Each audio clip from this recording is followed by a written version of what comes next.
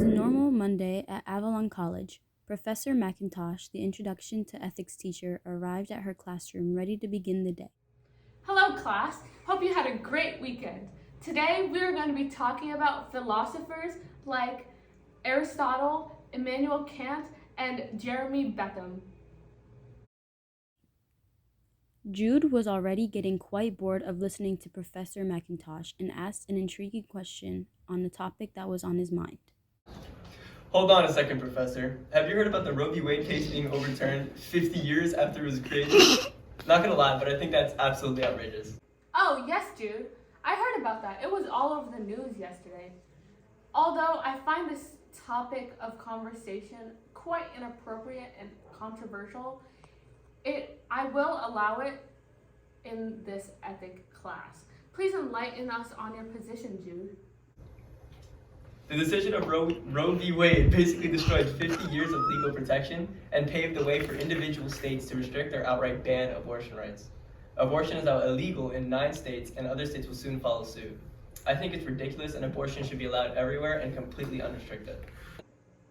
Thank you for your summary, Jude. Would anyone like to add or rebut Jude's statement? Sorry, Jude, but since no one has any words to refute your statement, and since we are running low on class, I'm going to have to move on to the next lesson. So Professor McIntosh continued with her lesson as planned. After class had already ended, Lindsay approached Jude, wanting to voice her opinion on what Jude had mentioned before. Hey Jude, my name is Lindsay, and I want to talk to you about what you said in class. Wait, nice meeting you, Lindsay. What's on your mind? Could you further explain your reasoning for why you are upset that they overturned Roe v. Wade? I just think it's an invasion of a woman's fundamental rights. By what standard, though? What do you mean by what standard? What kind of question is that? Don't you think it's immorally incorrect to murder an innocent baby? Who are you to tell me what's morally correct? There's no absolute moral truth. Yes, there is, and God created it. How do you know? Well, if there is no absolute truth, then your absolute claim that there is no absolute truth can't be true. It's a self-defeating statement.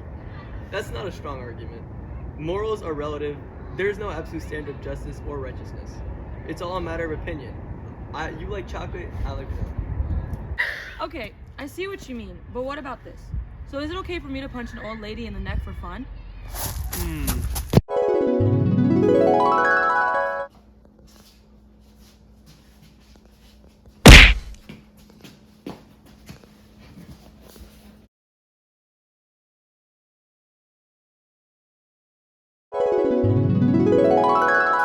No, what's wrong with you? That's unjust. The old lady did nothing to you. I thought you just said there's no absolute standard of justice. It's all a matter of opinion. So if I think it's okay to hit an old lady, then it's just my opinion. So you do believe in things being unjust or wrong. Okay, well I guess that makes sense. What about basic right and wrong? Without absolute moral law, you couldn't know what was right or wrong. Not at all. All of us know what evil is. We've seen it in many different forms. What about events like the Holocaust or slavery? I don't know what's right. No one does. I know what's wrong. How do you know what's morally wrong unless you know what is right? By claiming that certain things are wrong, you're basically affirming that certain things are right. Also, your statement is self-contradictory. You claim that you have the truth, that nobody has the truth. In order to know that nobody has the truth, then you would have to know the truth for yourself. Are you in a relationship, Jude? Yeah, I have a wife. What if your wife cheated on you? How would you feel about that? I would feel betrayed. That would be awful. So you expect your wife to live as if adultery were absolutely wrong, right? Well, yeah. Well, then you believe in absolute morality. Do you know that without moral law, there would be no human rights? Huh? How so? Wait, hold up. This is a lot to process, and my next class is just about to start. Can I think through this and come back to you tomorrow? Yeah, sure. See you tomorrow. So Jude went to his house contemplating the arguments Lindsay presented to him. He did some research and tried to find Lindsay the next day. Hey Lindsay, I have some time before my next class. Do you want to continue our conversation from yesterday? Yeah, sure. So, what did you mean when you said without moral law there would be no human rights? When the founding fathers established the Constitution, they wrote, "We hold these truths to be self-evident that all men are created equal. They are endowed by their Creator with certain unalienable rights. In other words, the Founding Fathers believed that human rights are God-given and that they are universal regardless of any external factors. Well, aren't these the same Founding Fathers that condoned slavery? For most of history, the majority of people thought slavery was okay. In fact, many Americans fought for the right to have slaves before the Civil War. What changed? Their opinions, that's what. The flaw in your argument is suggesting that people's opinions determine what is wrong. Slavery has always been immoral, but people haven't always seen it that way. Remember what we were talking about in our humanities class last week?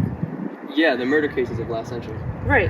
Murders occur more frequently today than it did 50 years ago. That doesn't mean murder has become okay now. You are confusing what people do with what they ought to do. Okay, fine. I can see why there could be an absolute moral truth, but you never answered my last question. Who created it? Well, think about it. If an objective, universal, and immaterial moral law exists, what would be the best explanation of who created it? I don't know who. A moral, intelligent, immaterial being would have had to create it. I believe that being is God. Whoa, how does absolute morality prove that God exists? Well, do you agree that every law has a lawgiver? Well, of course. How could laws be in place without someone to legislate them? Well, if you believe that every law has a lawgiver, and you already agree to some extent that there is an absolute moral law, God must exist. God instills morality in our hearts because we are made in His image. But how do you know God is the one who gives us morality? We could have just evolved into moral creatures. How can a strictly mindless system create immaterial moral ideas? Also, what if it comes down to my survival over yours? If humans are a product of natural selection, then even the most caring acts are performed ultimately because they advance our own genetic interests. That's a good point. Well, I have to run to my next class, but it's been interesting learning about your viewpoints. Yeah, same here. Little did Jude know this small conversation would spark his faith and later a passion for apologetics.